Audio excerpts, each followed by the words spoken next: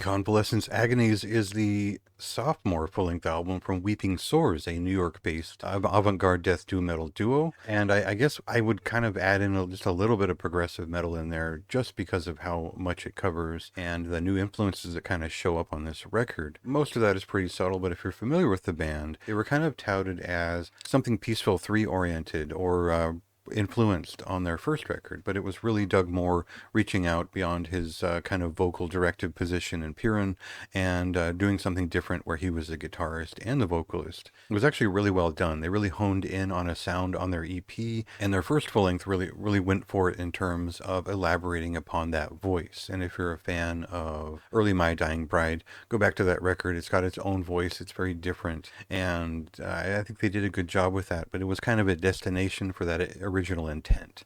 And so what this record does, it leans into more of their taste beyond atmospheric sludge metal and progressive sludge metal, which made that debut something extra. And they brought in elements of like maybe progressive metal, of avant-garde stuff, a little bit of hardcore-ish ideas from the 2000s that we'll parse a little bit as I talk about this a bit more. But for now, we'll cut to a song, get a sense for the change of sound. The timbre of this record is very different, and the way that it tonally achieves something a little bit more miserable and frustrated is part of the theme here. So check that out for a second, and we'll get back to it.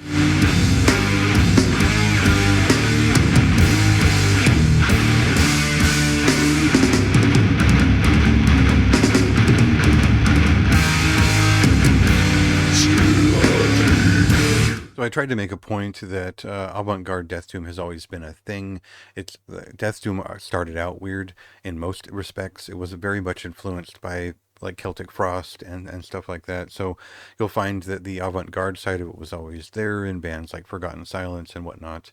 But for this band, I feel like they mention groups like Yob, and that makes sense, especially if you go back to maybe the first or second record. But I hear a little bit like Maudlin of the Well or something like that in the chord choices, in some of the more abrupt movements on this record.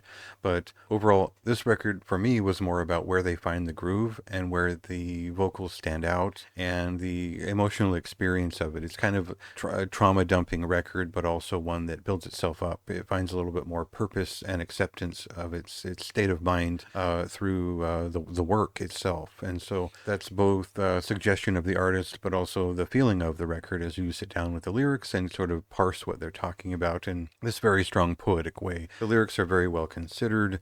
The riffs are actually there for the most part. If you're okay with some sludge metal and a little bit of some hardcore-ish skronking hits here and there, there's a lot of interest there. And if you don't like a song, they're all fairly different in their movement, and they present their own unique thread along the way, which is certainly influenced by different types of sludge metal, but also if you're a fan of Opeth and the way that they'll develop songs in waves and movements, there's some of that here just in its DNA on some hand, where I call it a decorative dramatic hand, and it really adds to the character of Weeping SORES as kind of performers on record, but also makes for an album that just sounds leagues ahead of where they were on a pretty good debut a couple of years ago. So overall, this is a very unique record. It's one that's going to stand out as not exactly what you expected going in, but where it takes you and where it ends up. There's some great songs on here that are really worth repeating, and some that just have a great groove to them that expands and contracts in almost a psychedelic way. So a lot of really interesting points on this record.